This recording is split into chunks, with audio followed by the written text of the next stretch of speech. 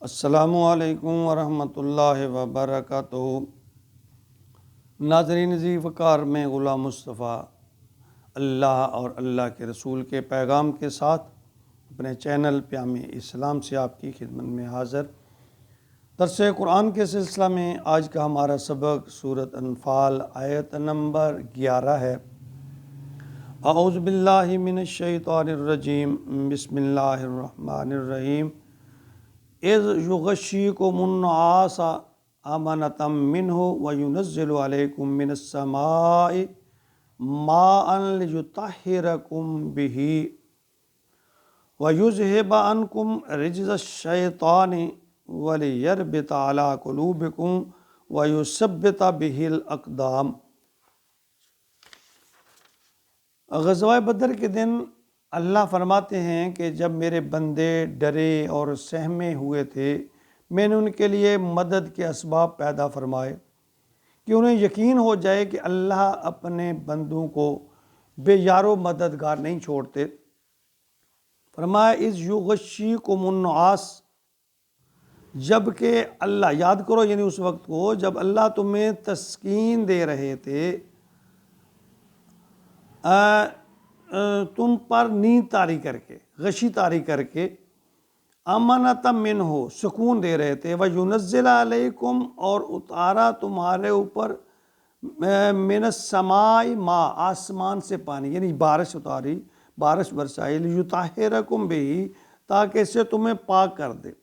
یہ بدر کی رات جب دو غیر معمولی واقعات ہوئے، ایک تو اللہ تعالیٰ نے باوجود مشکل حالات کے اسلامی لشکر کو اللہ تعالیٰ نے پرسکون نیند نصیب فرمائی، اور اس سے یہ ایک فطری بات ہے کہ نیند جب پرسکون ہو تو اس سے قوت بحال ہوتی ہے۔ اور دوسرا، جب بارش اللہ تعالیٰ نے اس رات جو رحمت کی بارش عطا فرمائی، اس سے یہ ہوا کہ یہ تو گرد و غبار چھٹ گیا، فضا صاف ہو گئی۔ دوسرا، کفار جو ہے انہوں نے پہلے پہنچ کر ایک نشیبی سطح پر ایک کنواں پانی تھا یا پانی کا تالاب تھا، اس پر بھی قبضہ کر لیا تھا، اور وہ نشیبی جگہ پہ تھے، اور جب بارش ہوئی تو مسلمان چونکہ کہتے اونچی جگہ پہ تھے تو وہ مٹی جو ہے جم گئی، اور نچلی جگہ پہ پانی اور کیچڑ ہو گیا۔ تو یہ ایک غیر معمولی سا اللہ تعالیٰ کی طرف سے ایک قسم کا معجزے تھے دو جو رونما ہوئے اس دن۔ فرمایا وَيُذْهِبْ عَنْكُمْ رِجْزَ الشَّيْطَانِ، اور تاکہ دور کر دے تم سے شیطان کی نجاست، وَلِيَرْبِطَ عَلَىٰ قُلُوبِكُمْ، اور تمہارے دلوں کو مضبوط کر دے، وَيُثَبِّتَ بِهِ الْأَقْدَامِ، اور تمہارے پاؤں جما دے۔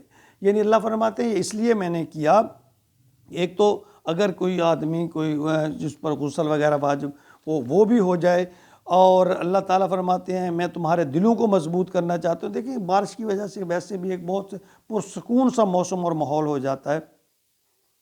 تو یعنی دیکھیں اللہ فرما رہے ہیں کہ لوگوں میں اطمینان قلب، یہ ایک بہت بڑی نعمت ہے کہ پریشان تھے، مشکل میں تھے، تھکے ہوئے تھے، لیکن اللہ نے سارے لشکر کو سلا دیا، سب سو گئے، اور سکون سے جب صبح اٹھے تو تازہ دم تھے اور قوت بحال تھی۔ اور بارش کی وجہ سے چونکہ نشیبی سطح پہ کفار کا لشکر تھا، اور پانی بہہ کر اس طرف چلا گیا، کیچڑ بن گیا، اور کیچڑ ان کے لیے وہ مصیبت بن گئی، پھسلن بن گئی۔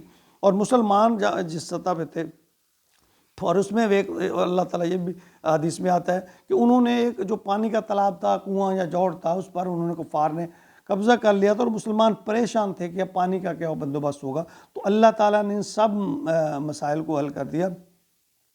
مسند احمد میں حدیث 125 پر حضرت علی رضی اللہ تعالیٰ عنہ فرماتے ہیں کہ غزوہ بدر کے دن حضرت مقداد ہی تھے جن کے پاس کوئی سواری کا گھوڑا ایک تھا، باقی سب لوگ جو تھے وہ سواری کے بغیر تھے۔ میں نے دیکھا رات کو کہ نبی سب سو رہے ہیں، لیکن نبی اکرم صلی اللہ علیہ وسلم ایک درخت کے نیچے نماز پڑھ رہے ہیں اور رو رو کر دعائیں کر رہے ہیں، حتیٰ کہ صبح ہو گئی۔ لیکن ویسے تو اللہ ہر چیز پر قادر ہے نا، وہ کن کہہ کر فیکون کر سکتا ہے، مگر اللہ نے اس دنیا کو، ان کے جو نظام ہے سارا، اس کو اسباب سے جوڑا ہے۔ جیسا کہ اللہ فرماتے ہیں کہ میں نے مدد کے لیے فرشتوں کو بھیجا، اگر اللہ فرشتے نہ بھی بھیجتے تب بھی مدد کر سکتے تھے، مگر اسباب پیدا کیے۔ تاریخ بتاتی ہے کہ اگرچہ بعض اوقات قدرتی حوادث جو ہے ان کا کوئی معمولی سا واقعہ فتح کو شکست یا شکست کو فتح میں تبدیل کر سکتا ہے۔ مورخین لکھتے ہیں کہ جنگ واٹرلو میں جو کہ 1810 میں ہوئی، اگر 17 اور 18 جون کی جو درمیانی شب ہے اس دن بارش نہ ہوتی تو یورپ کا نقشہ بدل گیا ہوتا، کیونکہ ایسی صورت میں نپولین جو تھا اس کو زمین خشک ہونے کا دوپہر تک انتظار نہ کرنا پڑتا اور صبح سے لڑائی شروع ہو جاتی، اور اس کا نتیجہ یہ ہوتا کہ بلوشر کے پہنچنے سے پہلے ہی ویلنگٹن کو شکست ہو جاتی۔ یعنی ایک تاریخی واقعہ ہے اور حقیقت پر مبنی ہے۔ اسی طرح بدر کے دن بارش نے مسلمانوں کی مدد کی۔ مسلمان اونچی جگہ پہ تھے، گرد و غبار تھا، پانی پر قبضہ پہلے مشرک کر چکے تھے اور اس پر سونے پہ سواگا جیب، کفار نشیبی جگہ پہ تھے، بارش کی وجہ سے کیچڑ ہو گیا، پھسلن ہو گئی، اور جس سے ان کے چلنے پھرنے اور نقل و حرکت میں جو ہے وہ مسائل پیدا ہونے، مشکلات پیدا ہونی شروع ہو گئی۔ تو مسلمانوں کو یہ ذہن نشین کر لینا چاہیے کہ نیک لوگوں، پیغمبروں یا رسولوں کے ساتھ اللہ تعالیٰ کا یہ وعدہ ہے کہ وہ دنیا میں بھی ان کی مدد کریں گے اور آخرت میں بھی ان کی مدد کریں گے۔ بس حق پر ہونے والوں کو چاہیے کہ وہ اللہ پر توکل کریں، اخلاص رکھیں، اپنی کوشش جاری رکھیں۔ خلاص باتیں ضرور ہیں، بالآخر جو ہے فتح حق کی ہوتی ہے، اللہ وہاں سے ان کو مدد کے لیے کر دیتے ہیں جس بارے میں یعنی وہم و گمان بھی نہیں ہوتا۔ تو نیت اس میں صاف ہونی چاہیے اور حق کا ساتھ دینا چاہیے، اور اس میں اپنی ذاتی لالچ طمع نہیں ہونی چاہیے۔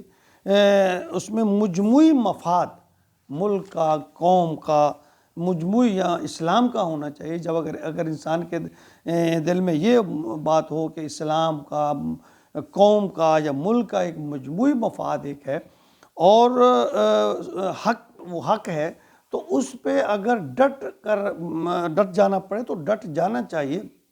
اللہ فرماتے ہیں میں ان لوگوں کی مدد کرتا ہوں جو حق بات پر ثابت قدم رہتے ہیں، میں ان کی مدد کرتا ہوں۔ تو یہ بات آج بھی ہے، ہمیں ہمیشہ اللہ تعالیٰ ہمیں توفیق دے کہ ہمیں حق اور سچ کا ساتھ دیں، حق اور سچ کے ساتھ رہیں۔ یہ جان اور مال یہ اللہ کے دیے ہوئے ہیں، اگر اس میں وقتی طور پہ کوئی نقصان بھی اٹھانا پڑے تو اللہ کی رضا کی خاطر اس کو قبول کر لینا چاہیے۔ یہ زندگی تو بالآخر ختم ہو ہی جائے گی، لیکن حق پر، سچ پر رہتے ہوئے اگر زندگی ختم ہوگی تو سرخروئی اور کامیابی حاصل ہوگی۔ اللہ رب العالمین مسلمانوں کو حق اور سچ کا، ہم سب کو، ساری قوم کو حق اور سچ کا ساتھ دینے کی توفیق عطا فرمائے، اور اپنی مدد اور نصرت جس کا انہوں نے اپنے نیک بندوں سے وعدہ کر رکھا ہے وہ عطا فرمائے۔ آمین یا رب العالمین۔